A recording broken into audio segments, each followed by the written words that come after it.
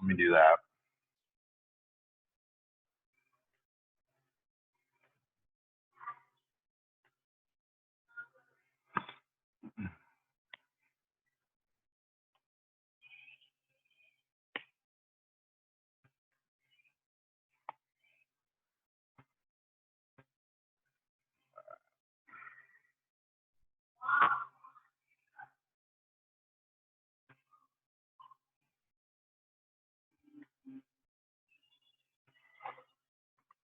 Okay, so what I want to go through today is 5.2, 5.3, and 5.4.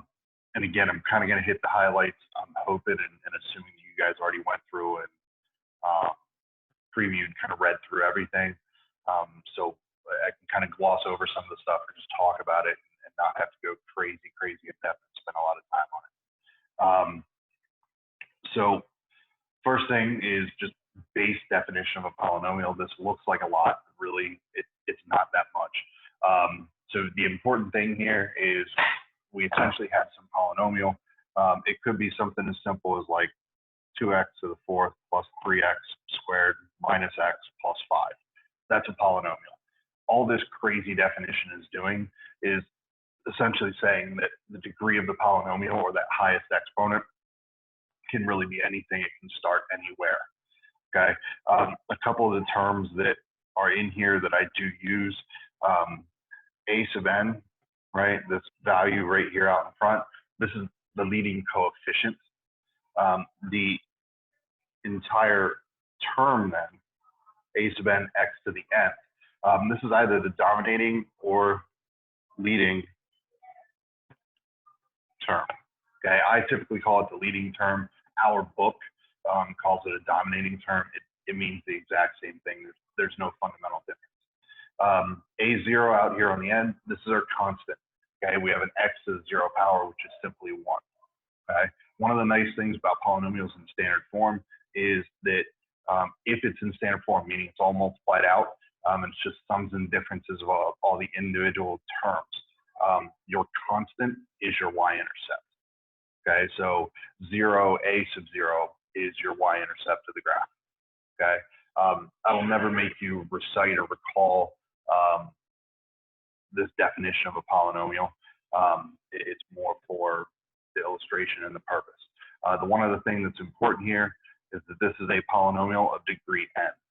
Okay, the degree of a polynomial, and I didn't necessarily mention this directly yet, the degree of the polynomial comes from the degree of the highest exponent in the entire polynomial or of the function. Okay, if it's in standard form. We'll talk about what that looks like or where it comes from if it's in a factored form. Okay. So again, degree of the polynomial is the highest degree of its individual terms, or if it's multiplied or if it's in factored form like the third one here, we'll talk about that in a second. So for f of x, my degree comes from the highest term. This is degree 4, right? G of x, my highest degree, right, is x cubed, so this is degree 3. Now, in the one that's in factored form, right, you agree here, this is x to the first, right? There's no exponent written.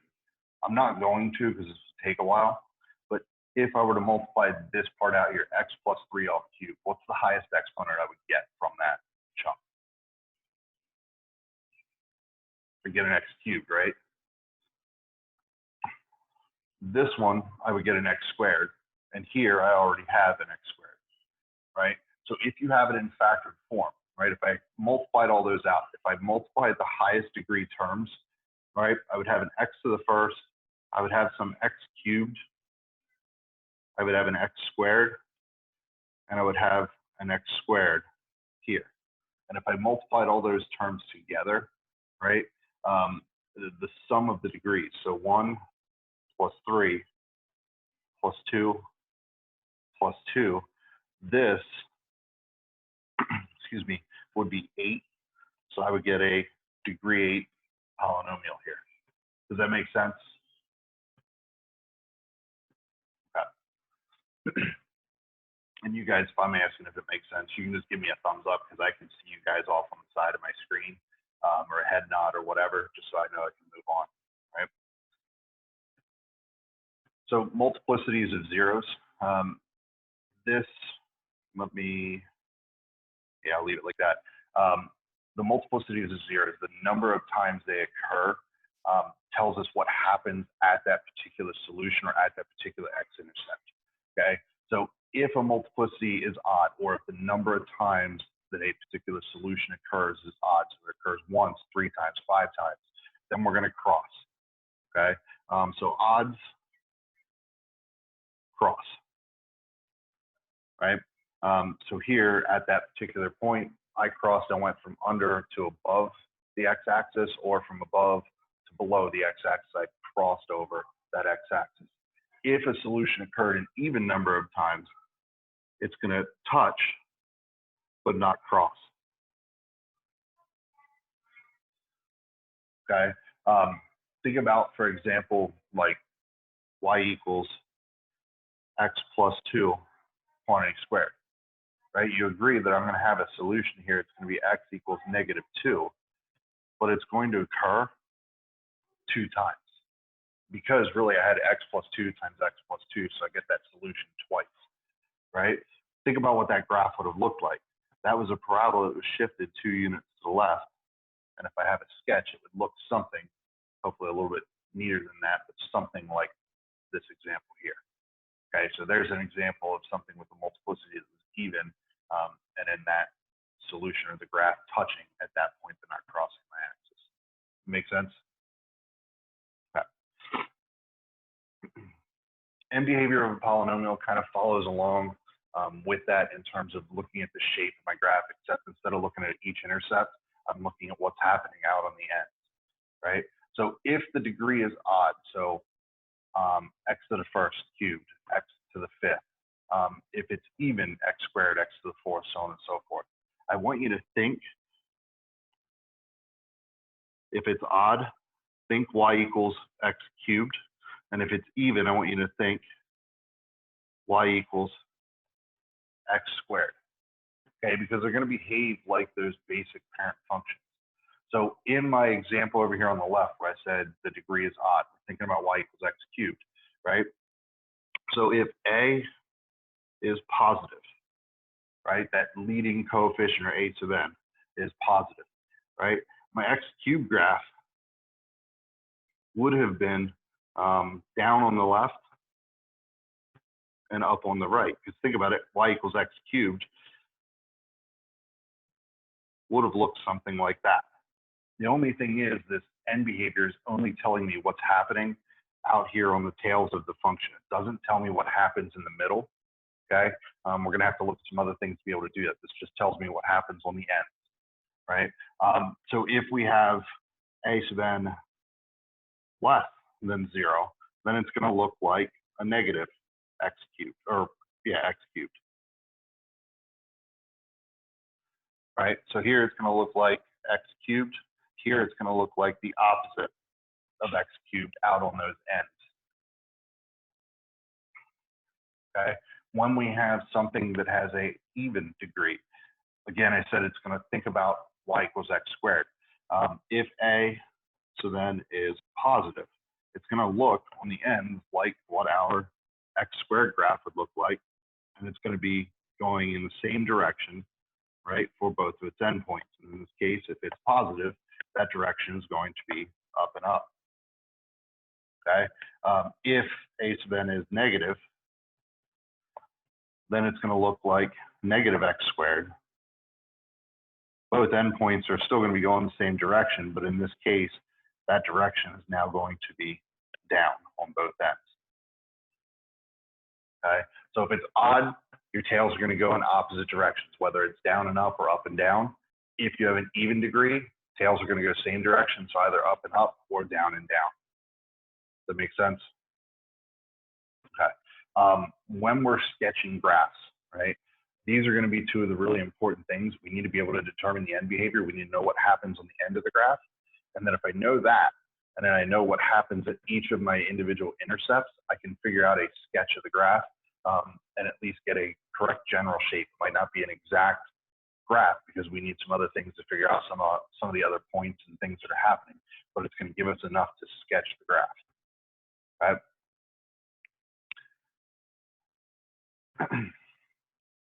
Intercepts and turning points, obviously each of my factors, assuming it has a real solution to it, is going to give us an x-intercept. Okay? Just like if you guys remember the zero product property, if I had, oops, still on highlighter. If I had 0 equals A times B, then A had to equal 0 or B had to equal 0. The same thing works when I'm dealing with polynomial functions. If I have 12 factors, I can set each of those 12 factors equal to 0, assuming the factored form of the polynomial is already set equal to 0. Okay, so each of my individual factors here is going to give me solutions or x-intercepts, assuming they have real solutions. But with turning points, and I'm going to gloss over this, and then we're kind of going to move on because we're not going to do a ton with it. But in terms of turning points of the graph, you can have at most n-1 turning points for a graph of nth degree. So if I have a 5th degree polynomial, right? So if I have a 5th degree polynomial, we can have at most 4 turning points. Okay, here I have a sketch of what is a 3rd degree polynomial, right? I have 3 intercepts, they all cross, right? So at most I can have 2 turning points. Does that make sense? Okay. See if there's anything else I need to talk about. Well, I think it's kind of obvious, but a turning point is where my slope is going to go from positive and then become negative, right? I'm going to have a change in sign of my graph at that turning point. The other thing that's also going to be true is at the actual turning point itself, my slope is 0 at that point. Okay, when you guys get to calculus, you'll look at something that's called the first derivative. The first derivative will give you these turning points when you solve the first derivative, and it's going to give you the points where the slope equals 0. Those are your turning points. Okay? But for right now, we're not getting into the derivatives. All right? So here I've just got some polynomial functions. Let me zoom in because these are kind of small so we can see. And for whatever reason, the slide's a little blurry. I'm guessing it's a bad screenshot. Sorry about that. So here I've got f of x equals 5x to the 4th plus 2x cubed minus x minus 4. So my leading term is 5x to the 4th, right? The exponent is 4, so this is a 4th degree polynomial. The sign was positive, so a sub n is greater than 0. So then I know, based off of my n behavior chart, it has to behave like a quadratic. They're in the same direction. A was positive, so it's going to be up and up. And that's exactly what we see. Get to a color we can actually see a little bit better. In both of my endpoints, our n behaviors are both going in the up direction. Right? If I come down here to the second one here, I have negative 6x cubed plus 7x squared plus 3x plus 1. So here, my exponent was 3, so my degree is 3. Right? A sub n was less than 0, it's negative, so it's going to look like an opposite of x cubed. So it's going to be up and down, right? Because my x cubed graph would maybe look something like that, right? And if you look at the actual the graph of this function, it's exactly what we see on that function. My leftmost endpoint or end behavior is up. My rightmost endpoint or end behavior is going down. All right. We can do the same thing for the other two. Here, 3x to the 5th is my leading term, so the degree is 5. A was positive, 3 is greater than 0, so my end behavior is going to be down and up, right? So I know that I've got a down and up in my graph, right? In our last one, we have negative 2x to the 6th, so degree here would be 6. A is less than 0, right? So It's going to behave like a quadratic. They're going to go the same direction. In this case, it will be down and down. And again, that's exactly what we're seeing here. Okay, so where I'm identifying the degree, whether A is positive or negative, and then the end behavior as a result, that's something that when, depending on what we end up looking at in terms of tests or assessments and wherever that goes, that's something that I'm specifically looking for to see is, did you identify the degree? Did you tell me the sign of A sub n, and then the end behavior as a result? Okay. Obviously, the rest of it would come from figuring out what each intercept and then the multiplicity of each intercept, and then, of course, whether it crosses or touches for the rest of the sketch of the graph. Okay, but this is a part of it that I'm looking for that we just did here. Any questions on that before I move? All right. So finding multiplicities, essentially, if I have a function like this, here it's already factored out. So I have 1/25 times x minus 2 times x minus 3 cubed times x plus 1 squared. Okay. If you don't have an exponent written, that exponent is assumed to be 1. Okay. So what I can do is I can take each of these individual factors, I can set them equal to 0. I'm trying to find my x-intercept. So to x minus 2 equals 0, x minus 3 equals 0, and x plus 1 equals 0. And when I solve these, I'm going to get x equals 2, x equals 3, and x equals negative 1. So I have each of the solutions now at this point. The only other thing I need to do is figure out what my end behavior is going to be based off of, or what my behavior is going to be at that point, rather, based off of the multiplicity. So for the first solution, where I had x equals 2, that x, or that factor had an exponent of 1. Therefore, it's going to have a multiplicity of 1. It only occurs one time. For my solution x minus 3, or factor x minus 3, which solution x equals 3, that one had an exponent of 3, which means it occurs 3 times. Okay? I don't have to write it out, x minus 3, x minus 3, x minus 3. Okay? And for my solution x equals negative 1, this one had an exponent of 2, therefore a multiplicity of 2. So based on what we know from multiplicities, again, odd crosses, evens, touch. Okay, so at the intercept at x equals 2 and at x equals 3, I'm going to cross my graph, whether I go from below to above or above to below. I'm going to cross at those 2 points. At x equals negative 1, I'm going to touch the graph, but go back in the direction that I came from. Okay. The other thing I want to look at here is I want to determine what is my degree, right? So again, it's in factored form, so I want the sum of my exponents, right? So my degree here is going to end up being 6. I'm going to have 1 plus 3 plus 2. A, in this case, is this coefficient out in front. If there's no coefficient written out in front like that, you're going to assume that it's 1. Okay, so here a sub n is greater than 0. It is positive. So my end behavior is going to be up and up. Okay.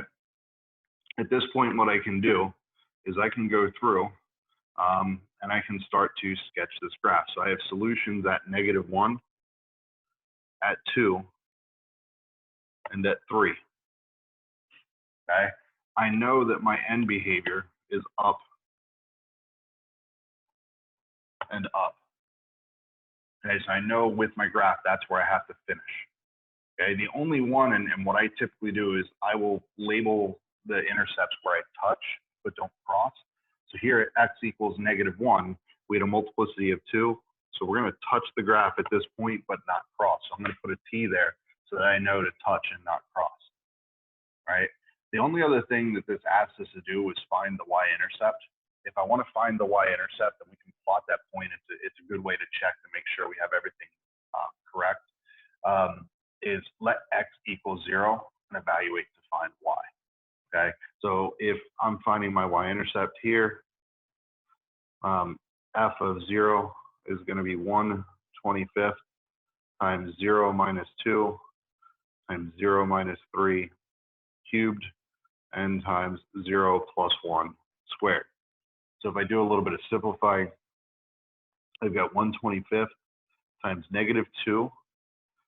The second term there is going to be -3 cubed, so -27. And my last term is going to be 1 squared, or just 1. Okay. If we multiply all that out, we're eventually going to get that f of 0 equals 54/25. Okay, so it's going to be a little bit over 2, right? So I'm going to have a y-intercept at 0 and 54/25. So I could put another point right about here. So one thing that I can do at this point, okay, one thing I can do at this point now is come down and sketch my graph. So based on, let me switch colors just for this part, right? Based on what I know at this point now, my graph is going to come down. I'm going to touch at this point. I'm going to go back up and cross through that y-intercept, okay? Now I'm going to turn, come back down, and my graph is going to, cross the y-axis at both the intercepts at 2 and 3, and finish in that upward direction, okay? Based on what I know right now, this is the correct graph, right? Could this graph look something and do something crazy and go way down here and come back up, right? And maybe look something like that? Absolutely, okay? Right now, I don't have enough information to figure out where these actual turning points occur. I just know that they have to occur, okay? So basically what we're doing at this point is we're able to figure out what my end behaviors are and what's happening at each intercept, right? What's happening in between each, I don't really know. I don't know how high the graph goes or how low the graph goes. I don't know if it has a change of direction or two between those intercepts that occur either above or below the graph, okay? Right now, we don't have the tools to figure that out, okay? So at this point, when we get to here, you're gonna sketch a graph based on the end behavior, and then, and that was what we talked about from before with this, okay? And then the next thing I'm looking at is your behavior at each of your intercepts. Do you cross where you're supposed to? Do you touch where you're supposed to? And over certain intervals between intercepts, are you above the graph where you're supposed to be, or below not above the graph, above the x-axis where you're supposed to be, or below it? Again, does that make sense so far? Okay.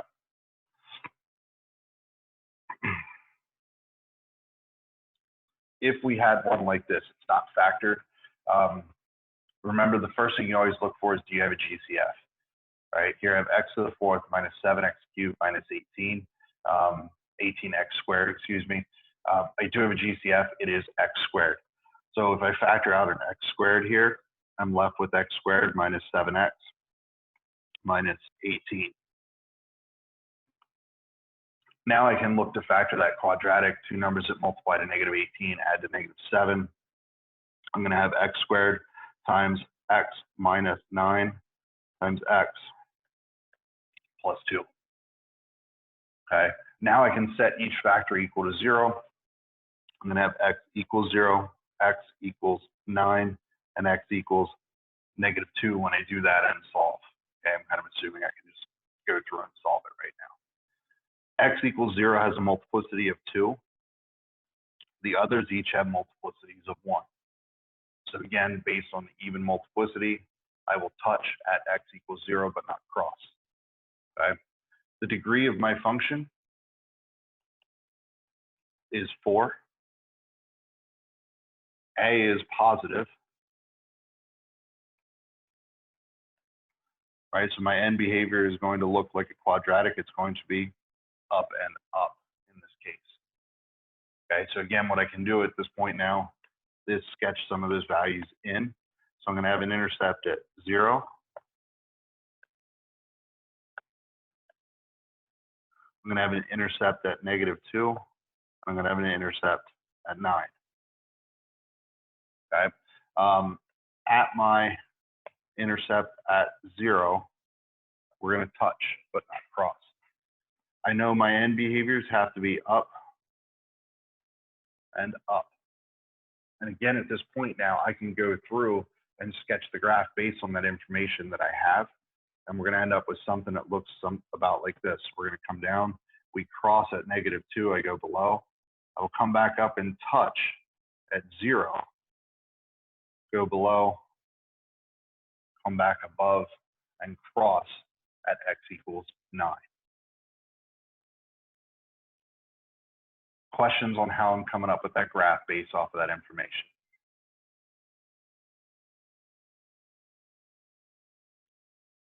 All right. Do we need to do any more of these right now? Okay.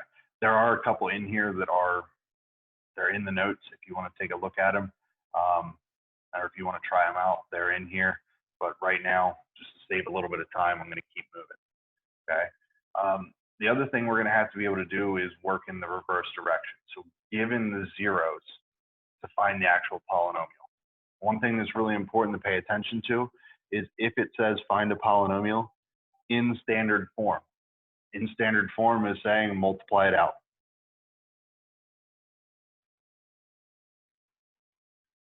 Okay. And we'll put a little frowny face there because that means you're going to have some work to do for some of these. Okay. If on instructions from me, if it says multiply it out, you need to multiply it out, obviously. Or if it says standard form, you need to multiply it out. If I don't specifically tell you to multiply it out or specifically tell you it has to be in standard form, don't multiply it out. I'm looking for it in factored form. Does that make sense? Okay. So here, let's say that we have a polynomial minimum degree. So I want it to be the smallest. Like obviously I can increase the exponent to make this worse, but nobody wants to do that to themselves, so please don't. Has zeros of -3, 0, 1, and 4, right? So if I'm working backwards, that means I had x equals -3, x equals 1, x equals 4, and I'm going to put x equals 0 out in front here. Okay.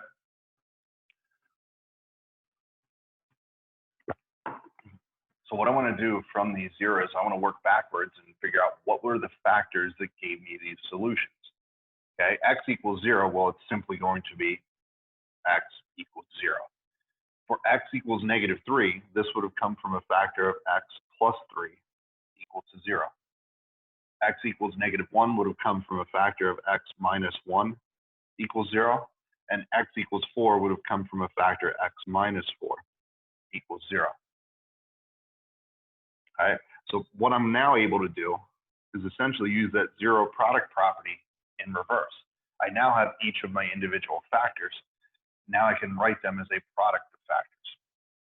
So now I'm going to have that f of x equals x times x plus 3 times x minus 1 and times x minus 4.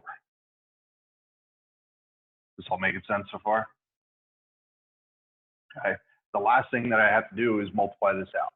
Unfortunately, because I have 4 factors here, I can't multiply this all in one step. I can only factor or multiply 2 things together at a time here. So what I'm going to do, I'm going to multiply the first 2 together, and then I'm also going to multiply the last 2 together. All right, so when I do that, when I multiply the first 2 together, I'm going to have x squared plus 3x. And when I multiply the last 2 together, I'm going to have x squared minus 5x plus 4. Okay, now I have a binomial times a trinomial. So what I can do is I'm going to take the first term here. I'm going to distribute it to each of the terms in my second set of parentheses. Then what I'm going to do, I'm going to go to the next term, the x or the 3x here. I'm going to distribute it to each of the terms in the second set of parentheses. So what we're going to get when I do this, I'm going to have x to the 4th minus 5x cubed plus 4x squared plus 3x cubed minus 15x squared and plus 12x. And the last thing I need to do is combine like terms. So when I combine like terms here, we're going to get the f of x equals x to the fourth minus 2x cubed minus 11x squared and plus 12x. Does that process make sense? Okay. Let's keep moving then. All right, I've got another one here. I'm going to skip this one for now. We can come back and do it later if you want. All right. So a couple of things, and then I'm going to do another find the polynomial example here, but this is usually my warm up for the next day. So if I have a polynomial, let's call it P, and C is a real number such that I have P of C equals 0. Okay, the following things are true. C is a 0 of the polynomial. X equals C is a solution to the equation P of X equals 0. X minus C, because X equals C was a solution, X minus C had to be a factor of the polynomial. And since X equals C is a solution, I also know that X equals C or C comma 0 is an x-intercept of the graph of P. Okay.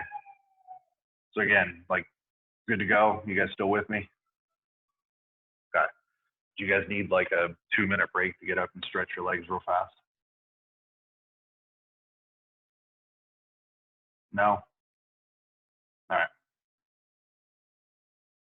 Savannah, I'm just assuming you're with us. I haven't actually heard from you or seen you. So if you need to, just turn the mic on and check in if needed. All right. So if we're given a graph, I can do the same thing, right? Again, assuming minimum degree, right? What's the smallest degree possible for this particular polynomial?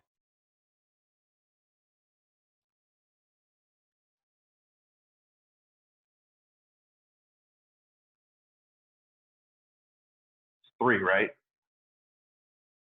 Right, my end behaviors are opposite. Let me use red here, it'll be easier to see, right? I've got a solution here at x equals -1, which was a touch. And I have a solution here at x equals 2, which was a cross. So if I go to work backwards, okay, so I'm going to have x minus, or x equals -1 and x equals 2. This one here had to be a multiplicity of 2 because I had the touch. This one here is going to be a multiplicity of 1 because it crossed. So if I go a little farther here, I'm going to have then factors of x plus 1 squared times x minus 2, and this is going to equal my polynomial. We're going to call it f of x. Do you agree? Okay. Let's go through. We'll multiply it out real quick. So here I would have f of x equals, this is going to give me x squared plus 2x plus 1 and times x minus 2. And if I multiply that out, we're going to have x cubed minus 2x squared plus 2x squared minus 4x and plus x and minus 2. So we get a polynomial f of x equals x cubed minus 3x and minus 2. Okay. Now, does anybody see a problem with that polynomial that I wrote there?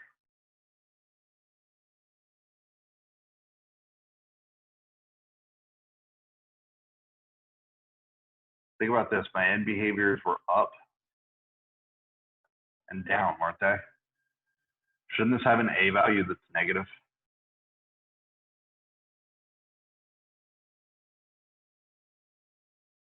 Looks like a negative x cubed, doesn't it?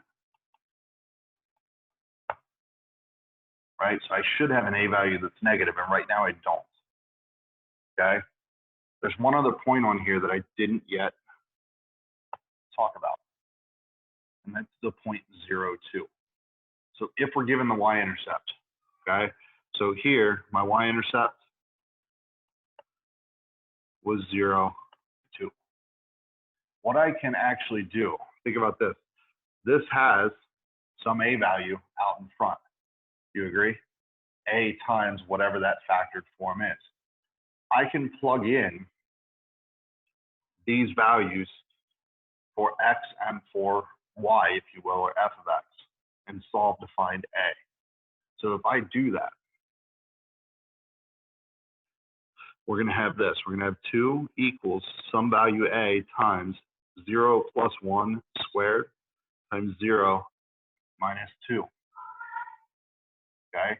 When I simplify, I'm going to have 2 equals, this is going to be a times 1 times negative 2, or 2 equals negative 2a. So in this case, it works out nicely that a is simply negative 1. You agree? So if I were tagging that along, right, I would have had a times all of this that whole way through. And now what I can do is take that a value and plug it in and distribute or simplify it. And here I get f of x equals the opposite, or negative 1 times x cubed minus 3x minus 2, or f of x equals negative x cubed plus 3x plus 2. And now think about it. A is now negative, so I have my correct up and down end behavior. My constant term is 2, which corresponds to my y-intercept of 2. And now my graph actually matches the equation that I have. Okay, so in the example that we did before, since we didn't have, in this one, we didn't have anything other than the intercepts and their behavior, there was no way for me to determine A. But in this case here, because I have the y-intercept, because I have a graph and I can identify other points, I'm now able to also identify and find that value for A. Does that make sense? Okay. So if you're given just a list of zeros, you don't have to find A. But if you're given either a graph where it has a clearly defined y-intercept, or specifically given the y-intercept, or any other point on the graph, I could have done the same thing and said the point 2, 3 lies on the graph. I could do the exact same thing, plug it in, and find that A value that would meet that specific condition. All right.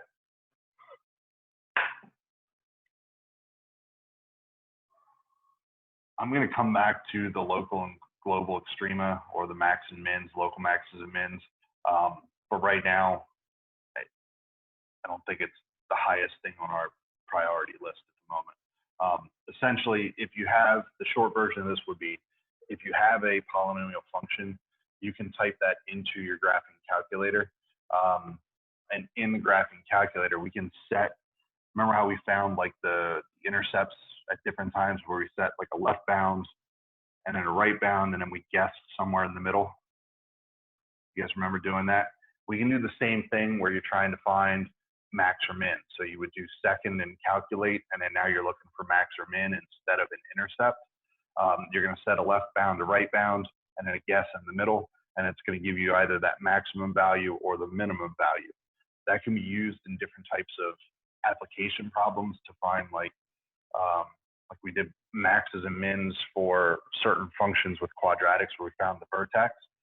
We can do the exact same thing here with polynomial functions that are now just a higher degree instead of simply being an x squared or a quadratic function. Okay, so that's the really short version of what we would do here and what we would talk about. For right now, I'm going to move on past that just because I don't want to take up a lot of time here. All right. So last thing I want to talk through is dividing polynomial functions. So there's synthetic and there's polynomial long division. Okay. In Alg 2, right? And I think all three of you guys had Mr. Groff, correct? Did you guys do long and synthetic division? You should have. I think there might be one person in our class who had level 2 Alg 2 and has probably not seen this yet or very, very little. So this is just kind of a quick refresher on dividing, right? I have a couple of examples in here. Hey, we can do this real fast. So if I wanted to divide 2172 by 3, if you think back to what you probably did in intermediate school somewhere, 4th, 5th grade, whenever you first started doing division, right? You may have set something up that would have looked something about like this. So 3, you're dividing 2172, right? And then I start and I say, does 3 go into 2? It doesn't. But does 3 go into 21? It does, and it does so 7 times. So I would then multiply 7 times 3. I get 21. I subtract, I get a 0. And then I bring down the next term, 7. 3 goes into 7 2 times. 2 times 3 is 6. I subtract, and I get a 1 here. I bring down the next term, which is 2. 3 goes into 12 4 times. 4 times 3 is 12. I subtract, and I get a remainder of 0. This all giving you guys flashbacks right now. Okay, so what I can do or say here, another way I could write this then, is that 2172 divided by 3 equaled 724. Okay, if I now use some algebra and rearrange this, I also get that 2172 is equal to 3 times 724. Because I had a remainder of 0, right, I know that 3 is a factor of the number 2172. Would you guys agree with me? Right, I could do the same thing like 18 divided by 6 is going to give me 3, or I could rewrite then 18 is 3 times 6. And if I divided that out, I'm going to get a remainder of 0. Right? The same principle is going to apply when we're dividing polynomial functions. If we get a remainder of 0, I have something that divides, and also that my divisor is a factor of the polynomial. Okay, and furthermore, I could then rewrite that polynomial as that divisor times the quotient, right, as a factored form of my polynomial. Does that make sense? Okay. So properties is essentially what I just talked through here, right? Properties division, right? All these numbers are factors of 18, therefore 18 is divisible by those numbers. And it also works in reverse. If a number is divisible by a particular value, then that value is a factor of the number as well, okay? So my example then is x to the 4th minus 81, right? Would you agree that would factor to x squared minus 9 times x squared plus 9?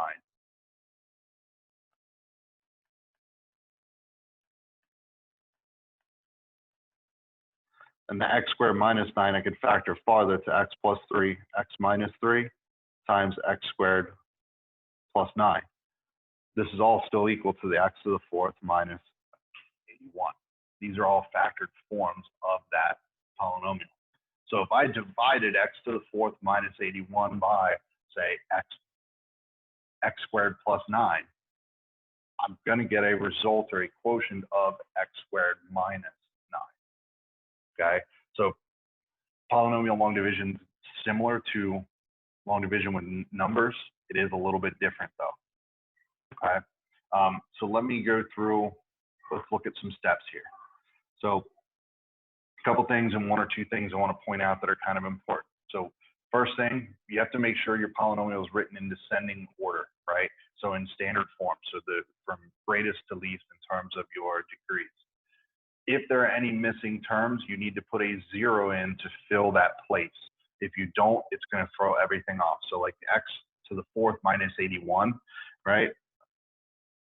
I would have to put x to the 4th plus 0x cubed plus 0x squared plus 0x and minus 81 if I wanted to actually do the long division here. I need all those zeros in there as placeholders so that we don't get essentially lost in the mix, okay?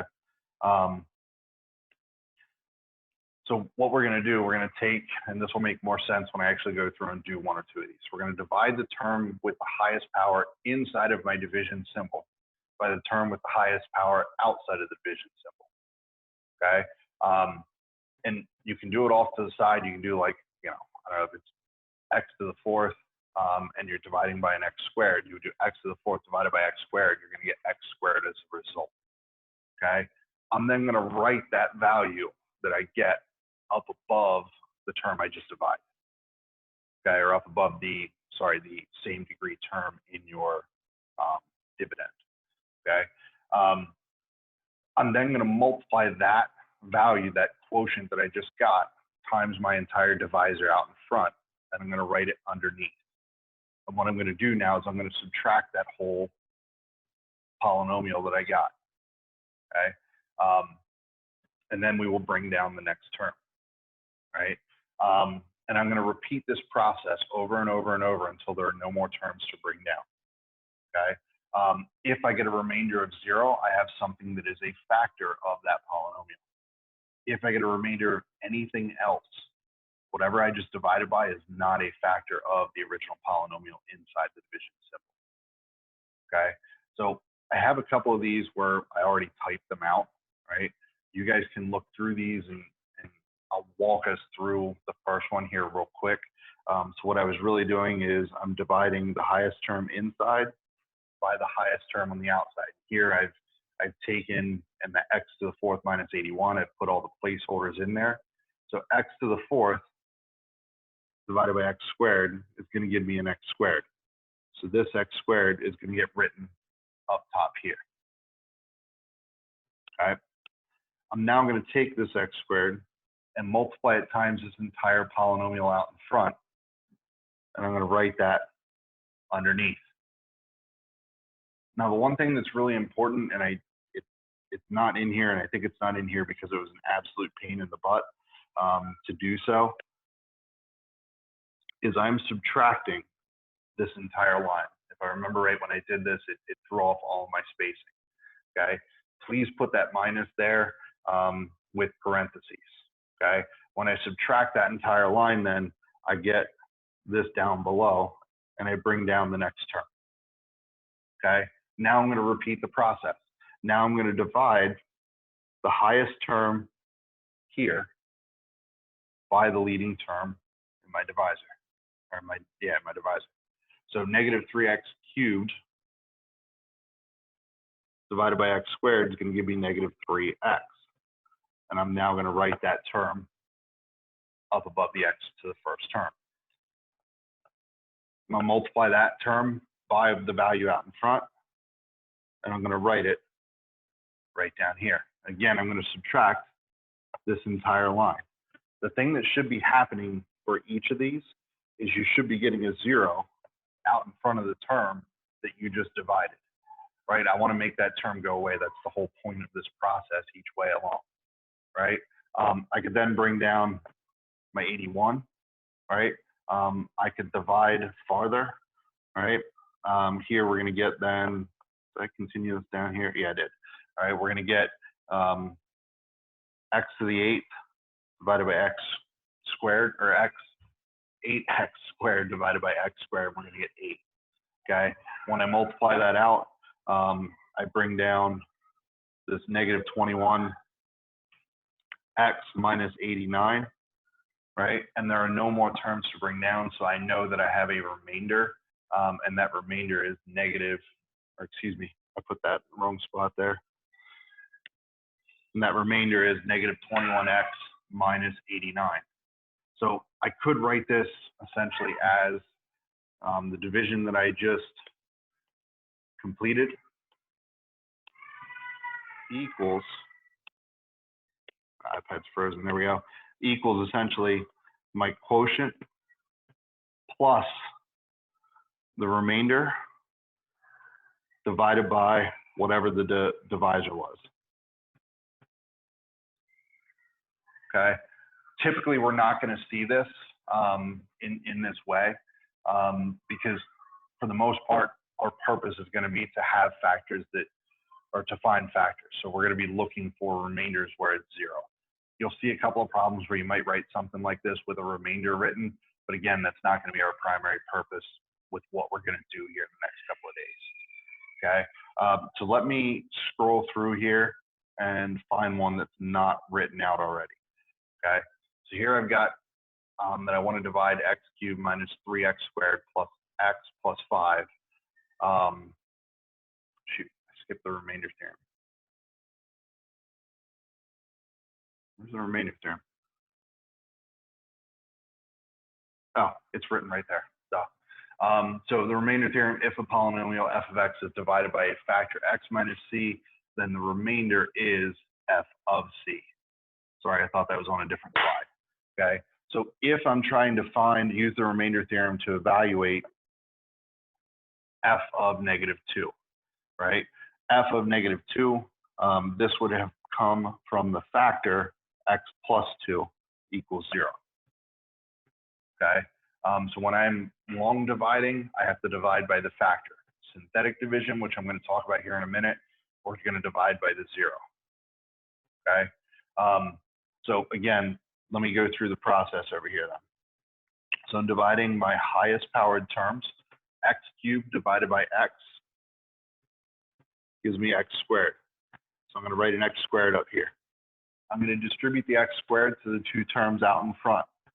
Okay, so I'm going to have x cubed plus 2x squared, and I want to subtract this entire quantity. Right, when I do that, x cubed minus x cubed is 0x cubed.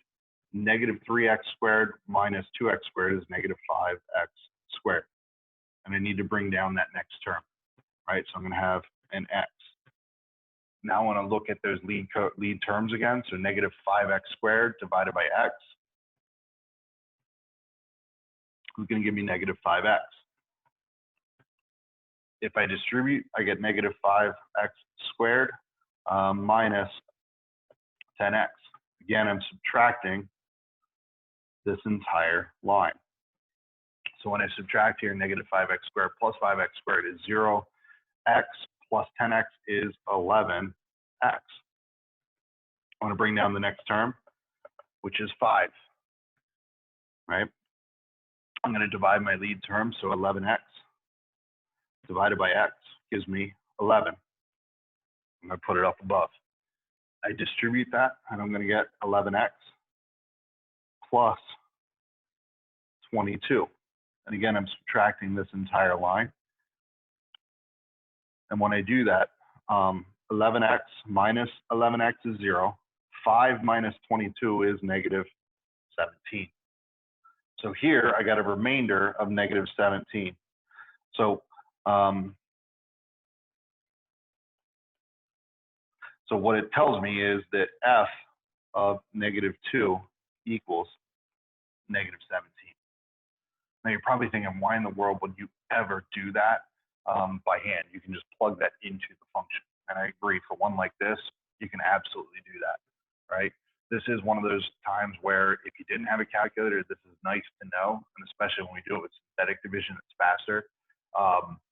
But really the purpose of the remainder theorem is not necessarily to be able to evaluate a function, it's to be able to figure out whether or not you have a 0 or a factor of that function. Okay, we're going to use it again primarily for testing to see if I can factor the function. Okay, questions there? And I probably need like another 10 or 15 minutes. Are you guys good with that? Okay. Intermediate value theorem. All this says is that if I have a particular value that's negative, and I have a particular value that's then positive, or vice versa. Okay, so I have an interval, I have a function that's continuous. If these two values have opposite signs, right? Sign went from positive to negative or negative to positive, then at some point in between, doesn't tell me where, but at some point in between, at least one solution had to occur. Okay, the only way to go from negative to positive is to cross 0. Okay, we could have multiple solutions that occur between there. Okay, it doesn't tell me how many occur, it just tells me that I know one occurs. If I have something that touches, so like here, this would be negative, this would be negative. There's a zero between there, okay? But the intermediate value theorem, based on the points that were chosen, doesn't tell me that a solution had to occur there, right? Because I didn't have the change in sign, right? That's all the intermediate value theorem tells us, is that a solution has to occur. It's like a captain obvious statement, okay? Yeah, I don't want to get farther into it than that. Any questions on that one? All right. Now, factor theorem is kind of part 2 of the remainder theorem, okay?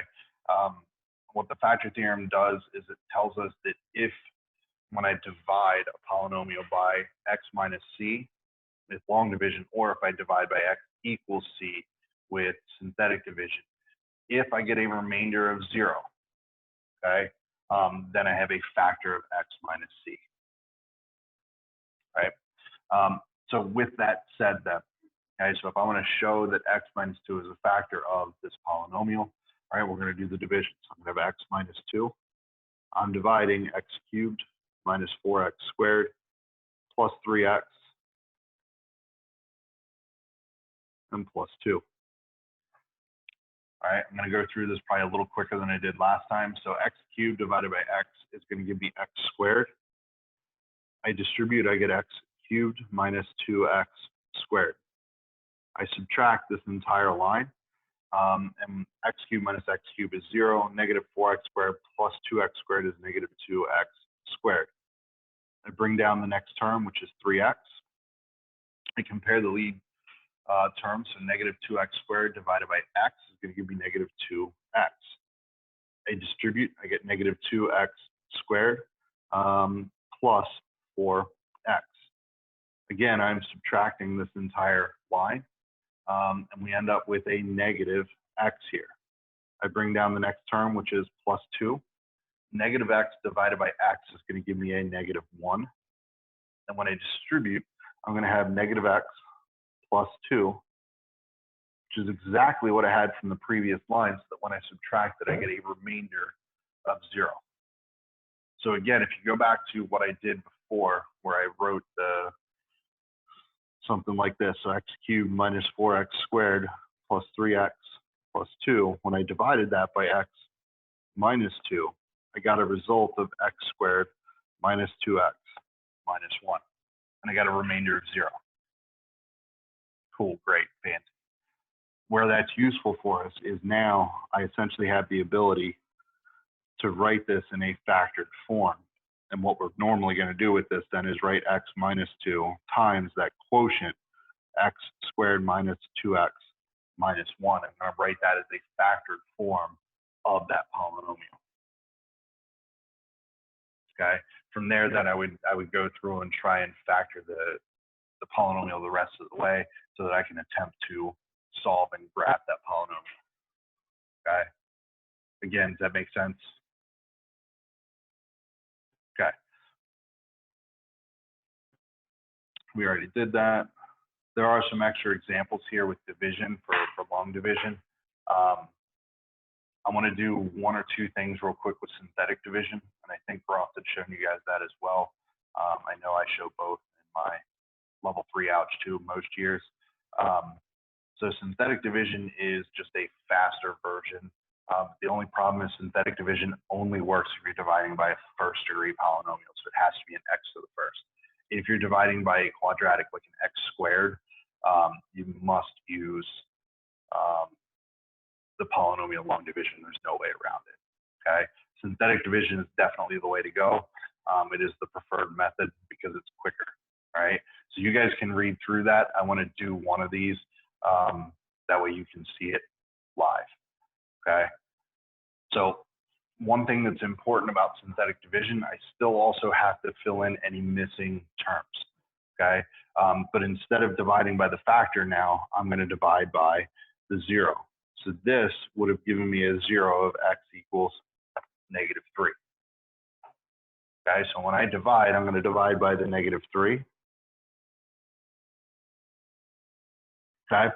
And now I'm going to take my polynomial, I'm going to write it down with only the coefficients, right? Would you agree, though, 4x to the fourth minus x cubed minus 3x squared plus 0x plus 5. I need that 0x there to fill in the place, right? So when I write this out, then coefficients are going to be 4, -1, -3, 0, and 5. Okay, so here's our process. The first term, I just bring down. Okay, so I've got a 4. Now I multiply. So -3 times 4 is going to give me -12. And I put that next value here. Okay, and now the process repeats. So now I'm going to add this column. -3 plus -12 -1 plus -12 is going to give me -13. When I multiply -3 times -13, I'm going to get 39. 39 plus -3 is going to give me 36. 36 times -3 is going to give me -108. I add 0 plus 108, or -108 is -108. And I multiply again, 3 times 108. It's going to give me 324. And I add and I get 329. Now I put a vertical line here. Okay, what this does, right? This corresponded to this polynomial here, okay, up above. Now here I got a remainder, but it's okay for right now. This polynomial then would be -108. I would have a plus 36x. I would have a minus 13x squared and a 4x cubed. Here I have a remainder of 329. Okay, so when we get down here to the bottom of our synthetic division, the last term is your remainder. Whatever you have here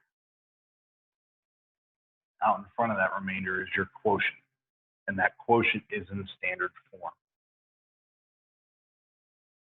Again, just like quick thumbs up, makes sense, doesn't. All right. So again, showing that something is a 0. So if I'm showing that -11 is a 0, so x equals -11, or the equivalent of x plus 11 is a factor, right? So showing that something is 0 is equivalent of showing that the corresponding factor would also work. So if I want to divide here by -11, right, this polynomial x cubed plus 8x squared minus 29x plus 44. So no missing terms, so I can write down my coefficients. They're going to be 1, 8, -29, and 44.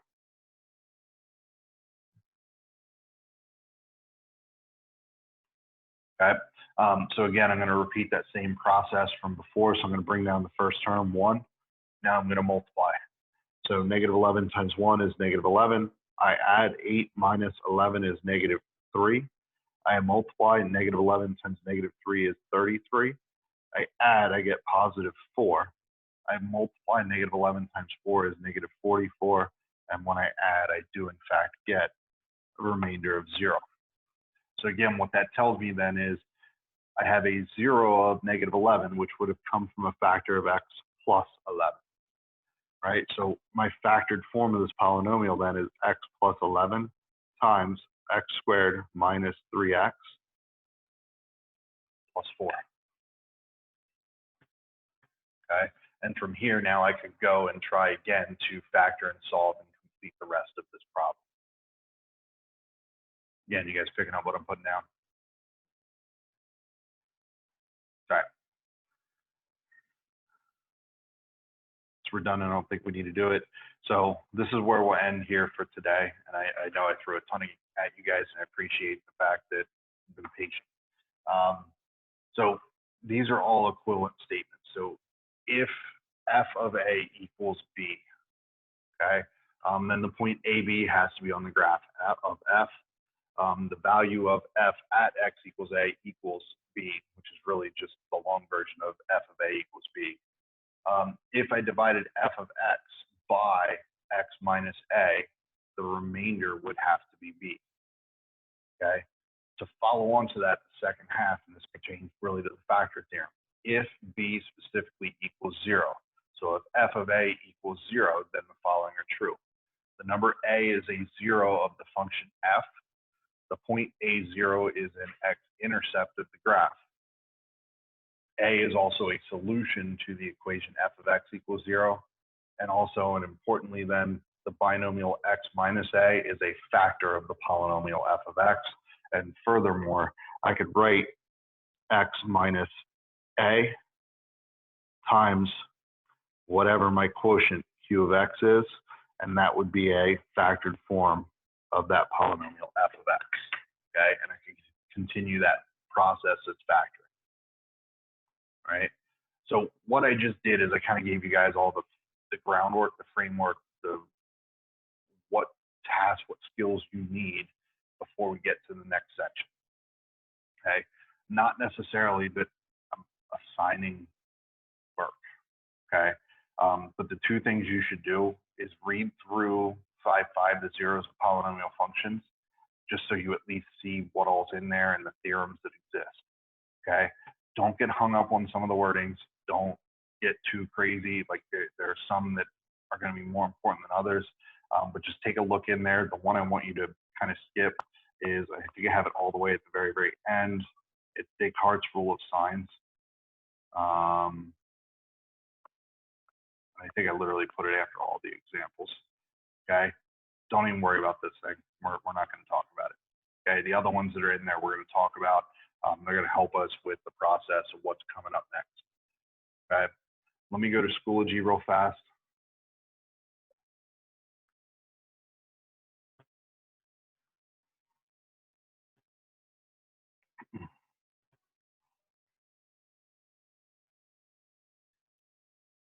If you want to take a look at any of these problems, and again, please don't do all of those. My gosh, it would be overkill. But just to essentially knock the rust off with long division, synthetic division, and those are the two important things in there, and also sketching graphs, given the zeros or given a factored function. Go through, there's some suggested problems there, just pick and choose which ones you want to do. Just make sure at the end that you're comfortable graphing given a degree, zeros and multiplicities, and that you can also perform the long division and synthetic division, okay? If you need to do 5 problems, great. If you need to do 25, then so be it, okay? Let me know if you have questions. I do have solutions posted on there for all of that. We are technically on spring break then, before we would talk Thursday. So my plan then for next week is really going to be to start and do zeros of polynomial functions. And I'll like put all the materials together.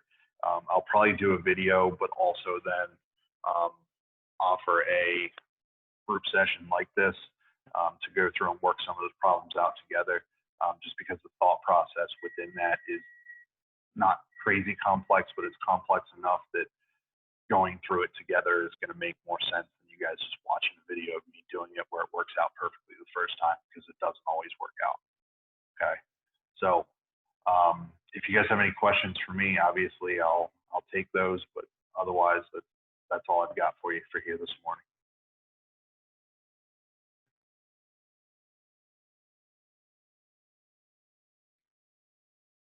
All right. Bye. See you. I hope you guys have a good weekend.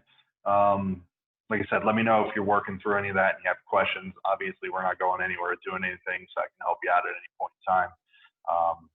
And look to hear from me sometime, probably over the weekend. I'll post some materials and then we'll set up a time. I don't think it's been released to you guys yet, like what the plan is going forward. I think they're still waiting on approval. The schedule would be a little bit tweaked. It's going to be 1 period per day. We would be Tuesday, so it's going to be Monday 1st, Tuesday 2nd, Wednesday 3rd, so on. So like we can pick any time during that day that works for the most of us. So I'll put something out and communicate with you guys to see what's going to work for the group. That way, hopefully we have more than just 3 of you. We'll go from there. So, all right. See you guys. Have a good one. See ya.